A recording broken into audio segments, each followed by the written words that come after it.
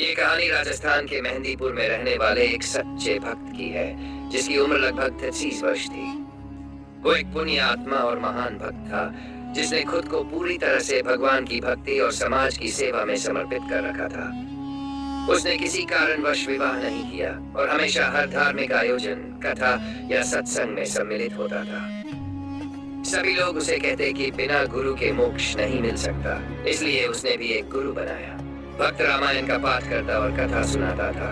जब भी कोई धार्मिक अनुष्ठान होता, वह देसी घी की अखंड ज्योति जलाता। ये ज्योति पवित्रता का प्रतीक थी, जिसे हवन कुंड के सामने भगवान की पूजा के साथ प्रज्वलित किया जाता। उसने श्री राम का एक मंदिर भी बनवाया, जिसमें रामचंद्र, सीता, लक्ष्मण और हनुमान की मूर्तियां स्थापित की। इस मंदिर में हमेशा एक अखंड ज्योति जलती रहती थी।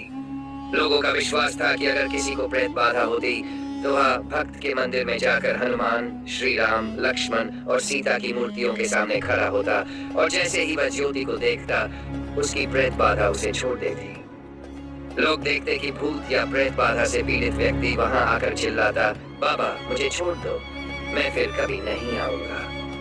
थोड़ी ही देर में वह व्यक्ति शांत हो जाता और उसकी प्रेत बाधा से मुक्ति मिल जाती थी।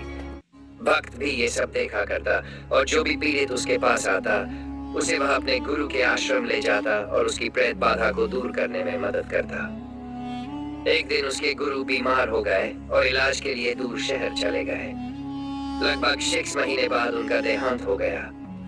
भक्त ने इस दौरान हनुमान जी की एक पत्थर की मूर्ति भी खोजी, जो उसे बारिश के मौसम में एक ऊंचे स्थान पर मिट्टी में दबी मिली। उसे ये मूर्ति हनुमान जी की कृपा प्रतीत हुई, इसलिए उसने इसे उठाकर मंदिर में स्थापित कर दिया और मूर्ति के सामने अखंड ज्योति जलाने लगा। वह अपने गुरु के बताए गए हनुमान पाठ का 3 बार पाठ करता और इसी भक्ति में खो जाता। गुरु के चले जाने के बाद भक्त के पास प्रेत बाधा से पीड़ित लोग आने लगे। भक्त ने सभी को बताया कि गुरुजी इलाज के लिए बाहर गए हैं और कब वापस आएंगे ये उसे नहीं पता। भक्त के मंदिर में आते ही लोग वहां प्रज्वलित अखंड ज्योति और हनुमान जी की मूर्ति के सामने चिल्लाने लगते, बाबा हमें छोड़ दो, हम फिर नहीं आएंगे।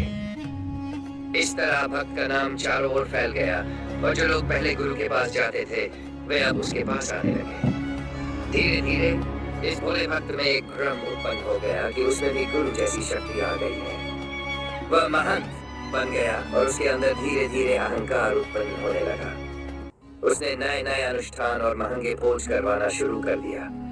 भक्त ने सोच लिया कि अब उसे 7 प्रकार की मिठाइयां और पकवान बनवाने चाहिए। उसने अपने भक्तों से ये सब प्रबंध करवाया और आसपास के अमीर लोग उस पर खूब धन लुटाने लगे। समय के साथ उस भक्त ने हनुमान जी का एक बड़ा मंदिर भी बनवा लिया, जो बाद में बहुत प्रसिद्ध हो गया।